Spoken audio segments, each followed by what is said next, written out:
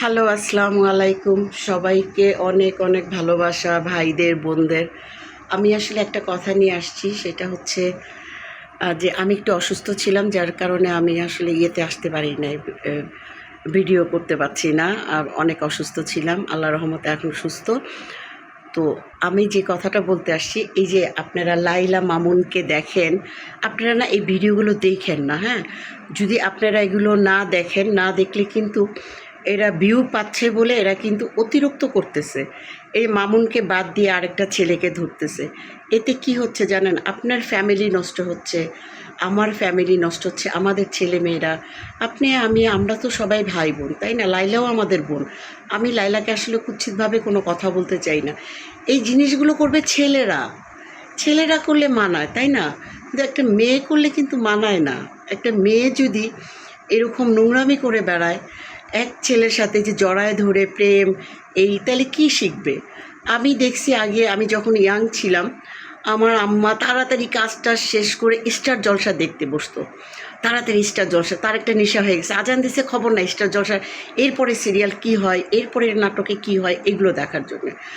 তো এটার মধ্যে আমিও আমার আম্মার সঙ্গে দেখতে দেখতে, গ্রামে ছিলাম প্রায় 3-4 বছর, আমিও আমার আম্মার সঙ্গে দেখতে দেখতে অভ্যাস হয়ে গেছে, হয়ে গেছিলো। তো এটা একটা নেশা, বুঝছেন? সব কিছু একটা নেশা। তো এরকম আর কি, ড্রাগসের মতো এরা, যেরকম মোবাইলটা খোলা রেখে কেউ গেমস খেলতেছে, কেউ খবর দেখছে, কেউ, আমারও একসময় মোবাইলে অনেক খবর দেখার ছিল, অভ্যাস ছিল। এখন দেখি, কম দেখি। যাই হোক, আমার মোবাইলটা আমি অতটা দেখি না, আমার বন্ধ রাখি, কেন বন্ধ রাখাই ভালো। এগুলো আসলে আপনারা দেখেন না। লাইলার এগুলো, লাইলা মামুন তো আলাদা হয়ে গেছে, লাইলা এখন অন্য আরেকটা ছেলেকে নিয়ে যা করছে, আমি কাউকে ছোট করার জন্য বলছি না। আমি আসলে বলতেছি যে আমার কাছে আসলে খারাপ লাগে, কারণ আমার মেয়ে আছে, ছেলে আছে, আপনাদের মেয়ে আছে, ছেলে আছে। এই যে সন্তানরা আমাদের দেশের, বাংলাদেশের সোনার বাংলা, আমি আসলে এরকম নোংরা আমি মহিলাদেরকে দেখি নাই, এত ওপেনভাবে এরকম করা। কি অবস্থা! এরা কোথায় যাবে, কোন কবরে জায়গা দিবে? এদের কি লজ্জা নাই বা শরম নাই? কি এটা? আবার আরেকটা আসছে কিছুদিন আগে, প্রেমিক চলে গেছে, ফিজিক্যাল রিলেশন হয়ে গেছে, সে তার ফ্রেন্ডে, তার বয়ফ্রেন্ডে বিয়ে করবে, সে ঘুরে বেড়াচ্ছে কি ওপেন ড্রেস পরে। এই যে এরা সমাজ নষ্ট করতেছে। আপনারা যদি তাদেরকে না দেখেন, লাইক না করেন, কমেন্টস না করেন, তাইলে কিন্তু তারা ভাইরাল হতে পারছে না। আর ভাইরাল না হইলে এদেরকে কেউ ডাকবে না। সাংবাদিকরাও কি করে এখন জানেন? সাংবাদিকরা কে কত ভাইরাল হচ্ছে এগুলো দেখে দেখে ডাকে, ডেকে ডেকে তাদের ভিডিওগুলো করে। হলুদ সাংবাদিক বের হয়েছে না? ভালো কিছু আপনারা দেশের খবর দেখেন, দেশের কোনো খবরে নাই এরা।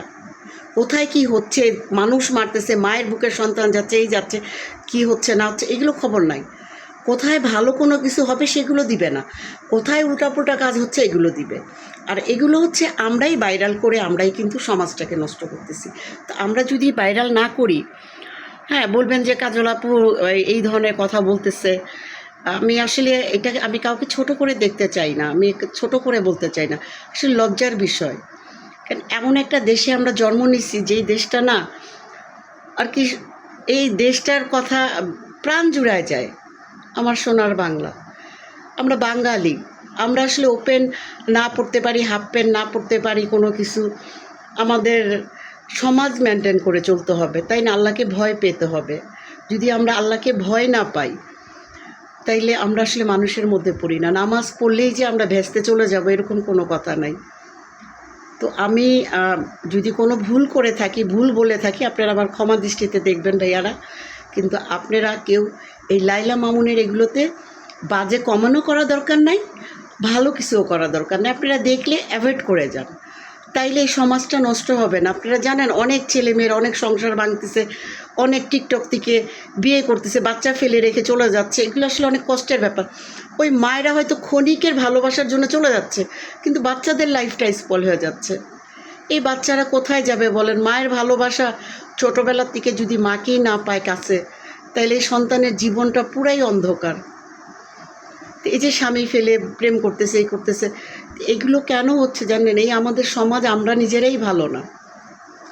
আমরা আগে নিজেরা ভালো হই, তারপরে সমাজ পরীক্ষা করি আর কি, পরিষ্কার করতে চাই। যাই হোক, মনে কষ্ট নেবেন না, আমি কি বললাম না বললাম, মাফ করে দিবেন আমাকে।